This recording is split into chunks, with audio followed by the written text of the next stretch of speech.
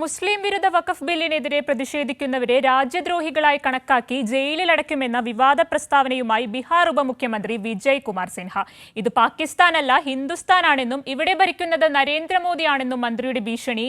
അതേസമയം ബില്ലിനെ പിന്തുണച്ചതിൽ ജെഡിയുവിൽ കടുത്ത ഭിന്നത തുടരുന്നു.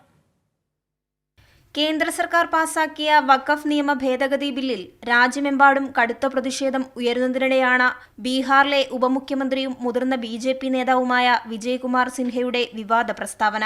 വഖഫ് ബില്ലിനെതിരെ പ്രതിഷേധിക്കുന്നവരെ രാജ്യദ്രോഹികളായി കണക്കാക്കി ജയിലിലടയ്ക്കുമെന്നാണ് BJP നേതാവിന്റെ ഭീഷണി.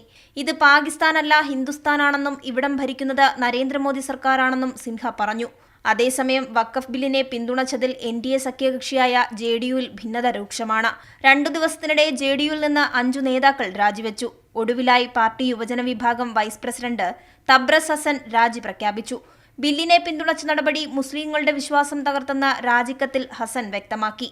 ബീഹാറിൽ ഈ വർഷം തെരഞ്ഞെടുപ്പ് നടക്കാനിരിക്കെയുള്ള JDUവിലെ കൂട്ടരാജി സർക്കാരിന് തിരിച്ചടിയായേക്കുമെന്ന ആശങ്കയും ഉയരുന്നുണ്ട്. NDA സഖ്യകക്ഷിയായ RLDയിലും സമാനമായ പൊട്ടിത്തെറികൾ തുടരുന്നു. ഉത്തർപ്രദേശിൽ RLD സംസ്ഥാന ജനറൽ സെക്രട്ടറി ഷഹസൈബ് റിസ്വി പാർട്ടിയിൽ നിന്നും രാജിവെച്ചു. മുസ്ലിം വിരുദ്ധ ബില്ലിനെ പിന്തുണച്ചത് മതേതരത്വത്തെ തകർത്തെന്ന വിമർശനം RLD നേതാക്കളും ചൂണ്ടിക്കാണിച്ചു. വഖഫ് ബില്ലിൽ രാജ്യത്തൊട്ടാകെ മുസ്ലിം സംഘടനകൾ പ്രതിഷേധവുമായി തെരുവിലിറങ്ങി. ബില്ലിലെ ആശങ്കകൾ ചൂണ്ടിക്കാട്ടി മുസ്ലിം വ്യക്തി നിയമ ബോർഡ് രാഷ്ട്രപതിയുമായുള്ള കൂടിക്കാഴ്ചയ്ക്ക് അനുമതി തേടിയിട്ടുണ്ട്.